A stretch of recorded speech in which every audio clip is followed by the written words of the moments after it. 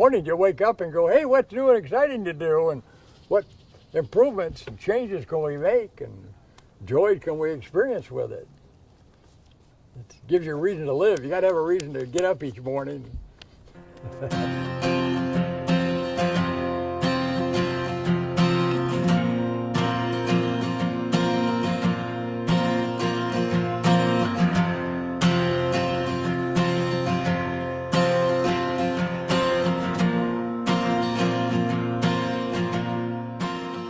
Sometimes it isn't always easy to see the progress we're making, especially when we're moving in circles. Past, present, future. Motorcycling legend Preston Petty has been there and done it all. From his early years as a top-level amateur dirt track racer, international off-road star, and motocross pioneer in the 1960s, and as an inventor who literally reshaped an industry by creating the world's first unbreakable plastic dirt bike fenders.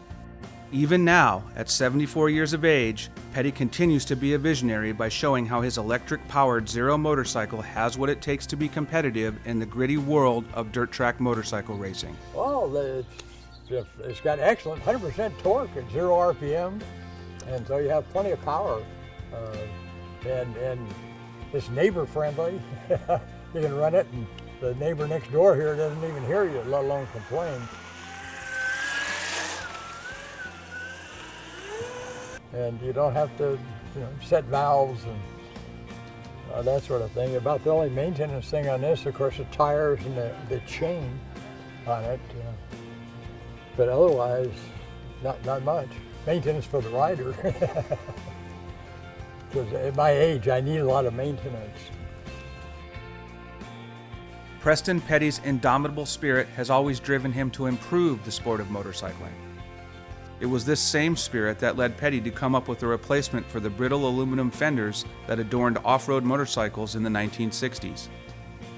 Fell down going on a downhill on my Mako in an Enduro with an alloy fender, and it bent up, and I straightened it out, and then of course it doesn't last, and it broke off, and I thought, boy, there has to be a way to make a fender that you can bend over backwards and have it snap back in position.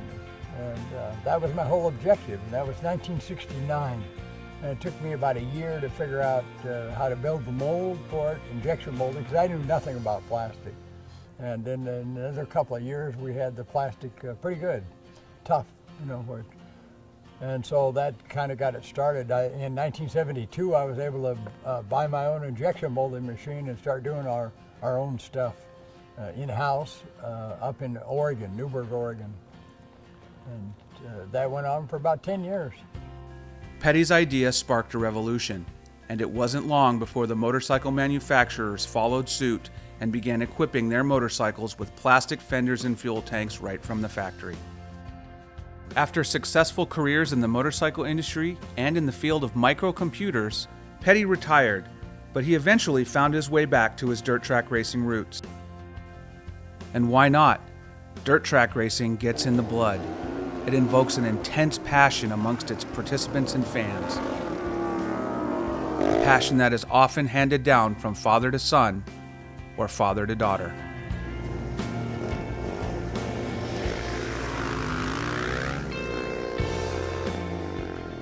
It was while at one of these Southern California bull rings that one of Petty's sponsors engaged him with a real what-if question. What if an electric-powered motorcycle could be competitive in the sport of dirt track racing? Yeah, well, a friend of mine here about 2.5 years ago, I was helping him out at Paris. He was riding a KTM 450 and just learning flat track. And he asked me, he's in the building electrical automation business. And he asked me if I thought an electric motorcycle could be competitive. And I said, yeah, I don't know, but I guess it could be. And he said, well, try to find one and set it up and let's see what happens. So that's kind of where we're at. We've been doing it. That was about 2 years ago. We had our first race on it, and it's done fairly well. Petty adapted a regular production Zero electric motorcycle for dirt track racing, and with minimal changes he has racked up numerous wins in the sportsman ranks, where he often competes against riders several years his junior. Even at 74 years young, old Preston still races to win. Oh, well, it's been interesting. The power delivery took quite a bit to get used to because it's strong immediately on the when you hit the throttle on it, it's gone, and you better make sure you have enough traction under you when you do that. But the quietness of it, that's nice, and it's got regenerative braking, so you got, unlike a two-stroke, you can use it like a four-stroke, and when you shut the throttle off, it actually does noticeable braking on the rear wheel. So I like that. Some of the other riders complain about when I pass them that I can't hear you coming, man. I didn't know you were there. And, oh, that's good, man. That's what I want. It's all in good fun, of course, but Petty's success does provide a little food for thought. After all, if this new tech electric-powered motorcycle can be effective in the grand old sport of dirt track racing, how much more successful might it be in the urban environment for which it was designed?